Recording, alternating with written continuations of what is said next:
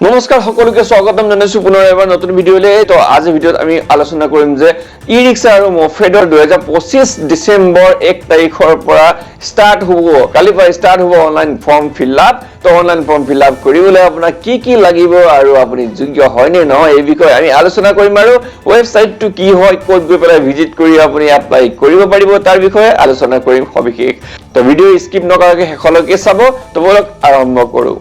সবতকে প্ৰথমত ইয়াত কথা আহিল যে আমি মফেড আৰু ই-ৰিক্সা এপ্লাই কৰিব যাওঁতে আপোনাৰ বয়স কিমান হ'ব লাগিব? আপোনাৰ বয়স হ'ব লাগিব 25ৰ পৰা 50 বছৰৰ ভিতৰত হ'ব লাগিব আৰু আপোনাৰ লগত থাকিব লাগিব Aadhaar card, voter ID card, PAN card আৰু আপোনাৰ লগত থাকিব লাগিব এখনি পাসপোৰ্ট ফটো, লগতে আপোনাৰ লগত থাকিব লাগিব এখনি পাসবুক হয়, বেংক পাসবুক থাকিবই লাগিব বাধ্যতামূলক। কাকাক দিয়া নহব ই-ৰিক্সা আৰু মফেডৰ সুবিধাটো হয়। ঠিকই শুনিছে, আপোনালোকে এপ্লাই নকৰিলেই হ'ল।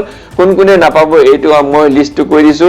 ইয়াত কৈ দিছো যে কোনে নাপাব, কি ধৰ্মাৱলম্বী লোকে নাপাব ইয়াত মই কৈ দিছো। সবতকে প্ৰথমত আহিব ইছলামিক, জৈন, খ্ৰীষ্টিয়ান, বুদ্ধিষ্ট আৰু জৈন লোকে ইয়াত আপোনালোকে এপ্লাই কৰিব নালাগে। যদি কৰি আপোনালোকৰ ৰিজেক্ট হ'ব, কোনো ফাইদা নহব।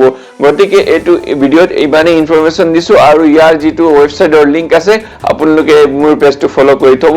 নেক্সট ভিডিঅ'ত মই কৈ আছো আপোনালোকক যে ৱেবছাইটটো কি হয়, সেইটো ৱেবছাইটত গৈ পেলাই আপুনি নিজে মোবাইলৰ জৰিয়তে আপুনি এপ্লাই কৰিব পাৰিব মফেড আৰু ই-ৰিক্সা হয়। ঠিকই শুনিছে, ই-ৰিক্সা আৰু মফেডৰ সুবিধা আপুনি পাব হয়, চৰকাৰে বিনামূলীয়াকৈ দি আছে।